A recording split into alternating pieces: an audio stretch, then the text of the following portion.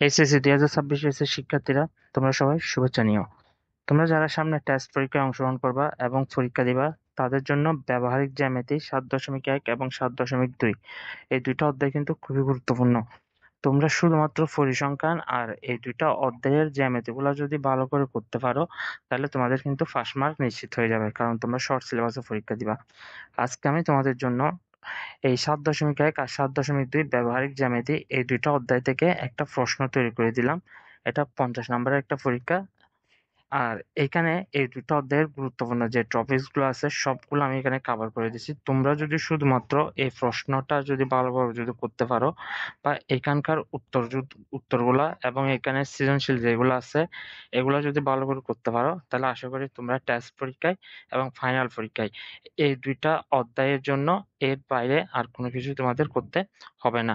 তা এখানে প্রশ্নটাতে 10টা ছোট প্রশ্ন এবং 3টা সৃজনশীল দেওয়া আছে এই দুইটা অধ্যায় থেকে। এই 10টা ছোট প্রশ্নগুলো হচ্ছে এইগুলা।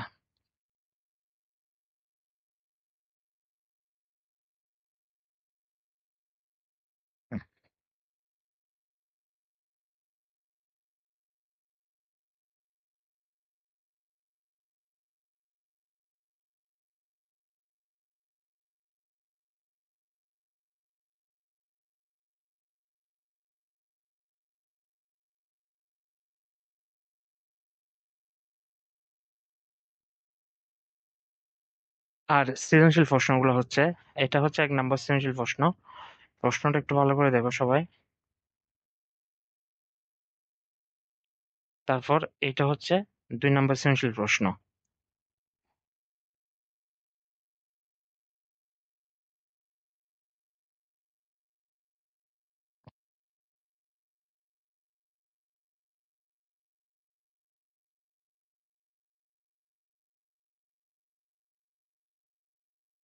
তারপর এইটা হচ্ছে 4 নম্বর সৃজনশীল প্রশ্ন।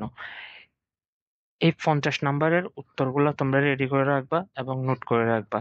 শুধুমাত্র এগুলা থেকে তোমাদের টেস্ট পরীক্ষা এবং ফাইনাল পরীক্ষায় এই দুইটা অধ্যায় থেকে কিন্তু আসবে। সো এগুলা যারা ভালো করে পারবা তাদের আর কোনো সমস্যা হবে না ইনশাল্লাহ।